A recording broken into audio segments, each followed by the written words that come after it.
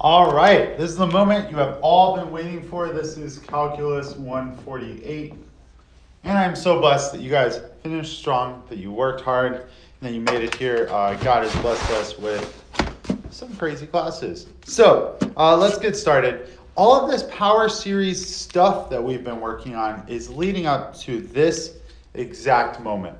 It's that sometimes there are integrals that are really hard to figure out or impossible to solve out empirically, but we can if they look similar enough to a Maclaurin series that we know, or we can just find the Maclaurin series since derivatives are always easy to take sometimes. We can approximate integrals using a Maclaurin series and then taking the integral of that. So here's our lesson. We want to approximate between 0 and 1 the integral of sine of x squared with an error less than 0.0001 using the power series representation for sine of x squared.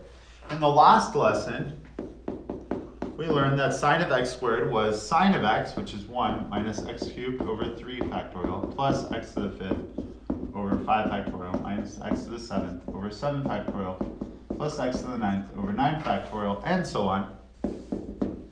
But we plug in x squared. So this is actually going to be 6, 10, 14, 18. Now what we're going to do is we are going to integrate this. So I need to integrate each of these terms. It's a little nasty, yeah, I will agree with that. So we're doing the integral from 0 to 1 of sine of x squared dx, which is this integrated, so I have x. I did my series wrong. It's horrible. It's over. This should be x. Is that true?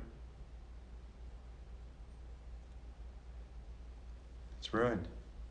It's over. X squared. So this was x minus x cubed. Now I have to check my work. Plus x to the 5th minus x to the 7th. Okay, we're good. Whew.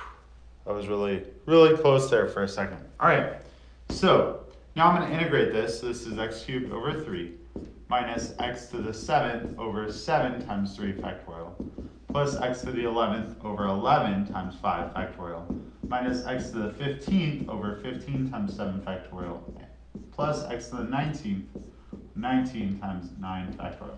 Kind of gross, and this goes on for however long I need it, but I'm going to evaluate from 0 to 1. Now, my question is, how do I get the error down to 0.001? Well, all I need to do is find the next term that is less than 0.0001, and I'm set. And for that, I'm going to use the calculator. So, let's start with this term.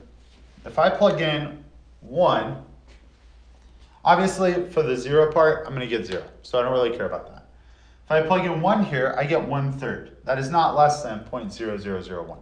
If I plug in 1 here, I get 1 over 732. That's 0.023. So still not less than my desired error. If I plug in 1 here, I get 1 over 11 over 5 factorial, which is 0.00075. So that's not enough, so I'll need to add this term. So how about this one? 1 over 15 over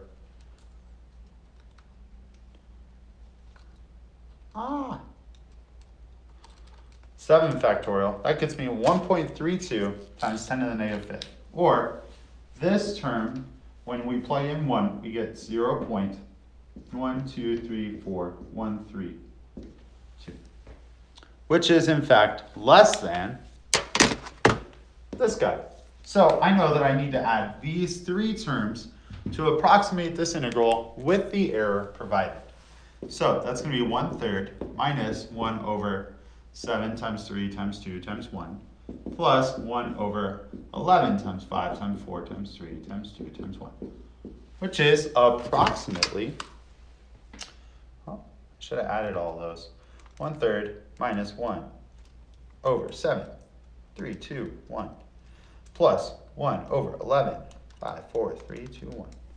So we get 0.0 or 0.31028. Since they're asking for this many decimal places, I would give 4 decimal places, 1, 2, 3, 4, and round to 0.3.